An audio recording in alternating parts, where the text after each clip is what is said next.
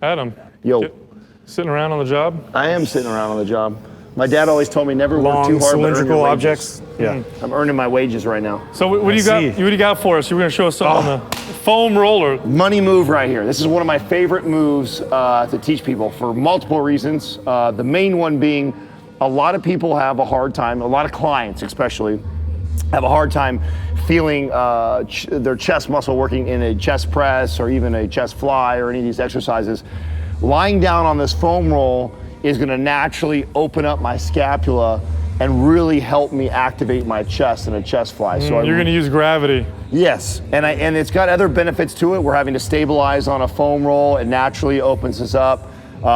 It's a great movement. So, and I like to, in the foam roll, I can carry this next to an exercise. So a lot of times I'll use this for a pre-exhaust or a superset with another movement. I'll grab my dumbbells, I'll grab my foam roller, and I'll head over to the exercise also. But so unlike a bench, it really just allows even greater watch. I mean, to your range of motion. What you want to do is you want your butt right on the edge of the foam roll, because I'm gonna have to lie all the way back, and I want my head supported. I want my head, my neck, my shoulders, my hips all supported on this foam roll. Now, when I first start off, I want a good wide base because I want to balance. My focus right now is on the chest. I'm not really trying to challenge the core, but if I wanted to progress this movement, I can bring my stance in and make this really challenging for my core.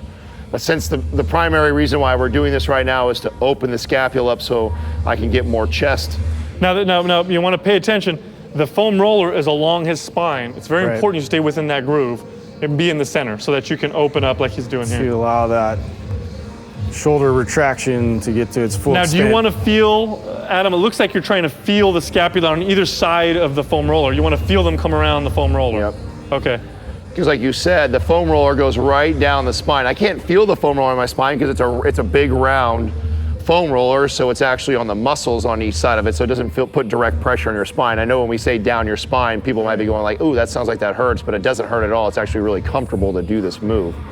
And so as a cue too, like you want to keep your arms like not too far forward. You want to keep them around the nipple line, a little bit higher than the nipple line. Oh, you want to create a T.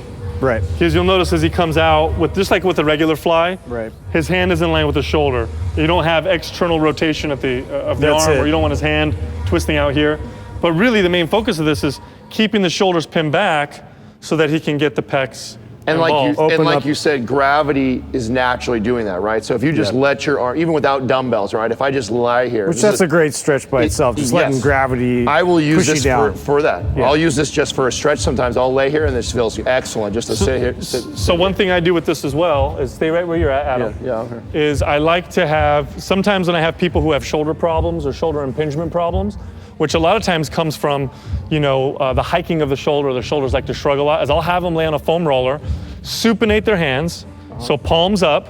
And what I have them do is I have them squeeze the shoulders down, and I have them slide the shoulders down as if they were putting them in their back pocket. So back and down with the supinate position.